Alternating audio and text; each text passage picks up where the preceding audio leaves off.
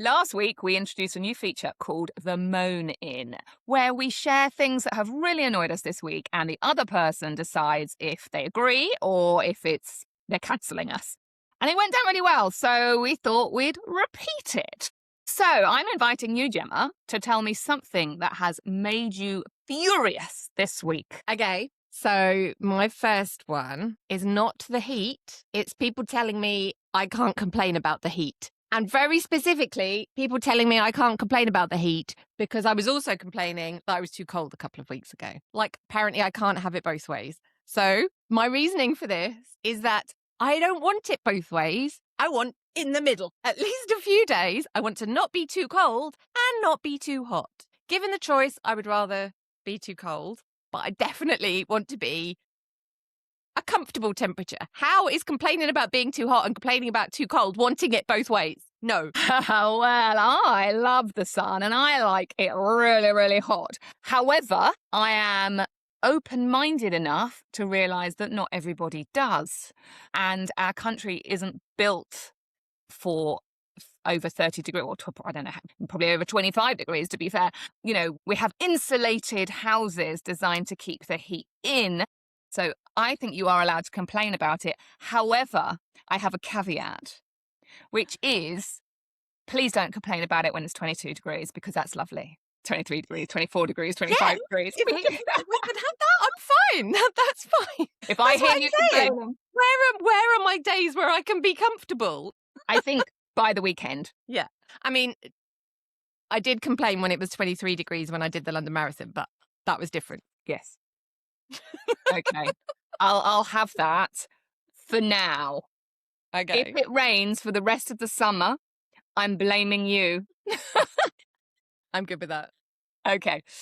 So my turn. Yep. My bugbear, and it's not just my bugbear this week, this is my bugbear forever and a day, is companies that charge you to return things when you've bought them online. So you haven't seen them, you haven't tried them on, and you have to pay to return them. It infuriates me because I don't want to pay to return them. If I get something and it's shoddy quality, for example, I shouldn't have to pay. And I did look up the distance selling rules before we started recording, and I've discovered it's totally legal to do that. You are allowed as long as you tell the customer.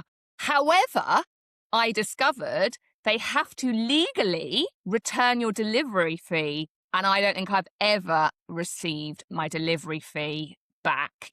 So I'm like, I've had enough. I think companies need to stop charging. It's infuriating. I'm gonna cancel you for this one on a very specific caveat basis. And that is that I have form on this. I think, if you're thinking like a very small business, and if people are returning things all the time, they can't necessarily afford to absorb that cost. So that could be prohibitive. So I do think it should be allowed. However, this is my caveat. Big companies are abusing that piece of legislation to hide the fact that they're going to charge you for returns in their small print somewhere. And also, I have had this before where they don't return my delivery fee with the refund. And then I complain and they say, oh, yeah, you have to request that specifically. You have to fill in a form and tell me that you're cancelling the contract. You go, does not me returning the items? And also nobody knows that. So, yeah, no problem with the legislation, but big companies abuse it. Okay, your turn. Okay, now this is very specific to me. You may not identify, but I don't see any way that you can possibly not allow this one. And that is boys mostly, and specifically not taking the weights off of the bar at the gym. I get this all the time, and it's always like young lads who are there in like a gang, like they're just like seeing how many heavy things they can lift today. And that's how boys talk, in case you wondered.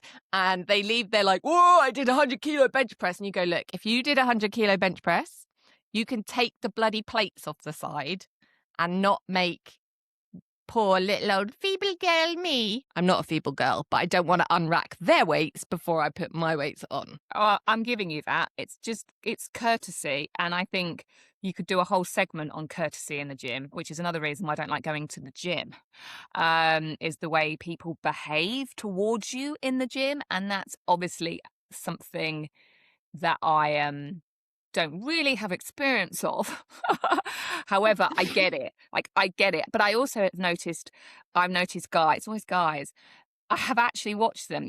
I don't know the proper terms, but the weights where you kind of put a bar in because you're lifting it, Yeah, you're yeah. lifting the machine or whatever, and you put your prod in, whatever you call it, to just, what Oh, weight like the you're gonna do. machine. Yeah, yeah.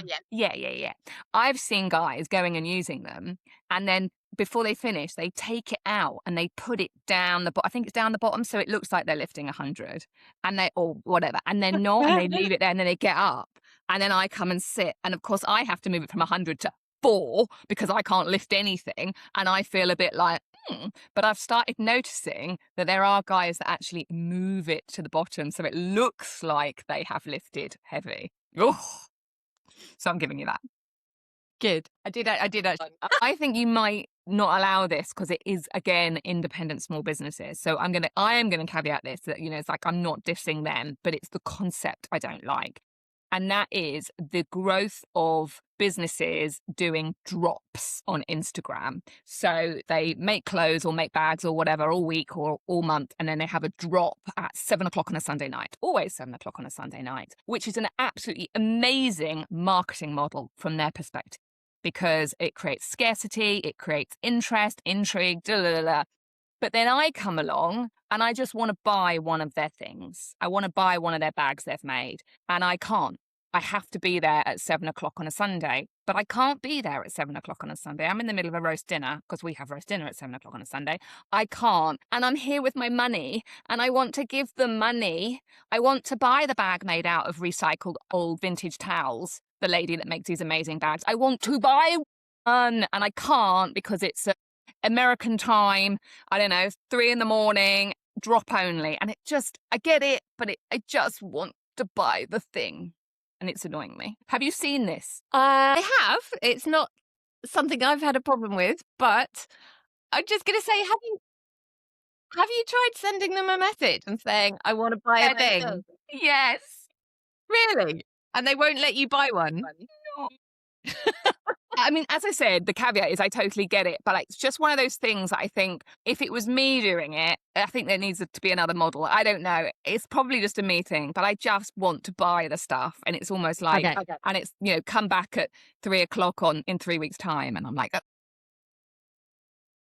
will allow it I will allow it from if they're not letting you buy it, if you message them separately and saying, look, I just can't be there, is there I get it as a marketing thing, but also I actually don't like the enforced scarcity because I feel like it drives people to buy things that they otherwise wouldn't. And I have done that. So when I have managed to be there at 7 o'clock on Sunday or whenever it was, and you have to be the first to comment, I get swept up. And I'm like, me. And I haven't even read how much it cost. Do you know what I mean? Yeah, yeah. I've ended up buying a dress way more than I ever wanted to spend on it. Because I get it from the brand's perspective, it's amazing, but from the consumer, it's sort of, and I just want to buy it in a considered way. Yeah. Thank you. Yeah, agreed. Okay. So if any of you have anything that have annoyed you in next week and you're watching this on YouTube or you're listening to it on Spotify or Apple Podcasts, wherever you listen to us, leave us a comment and we will maybe start discussing your moanings.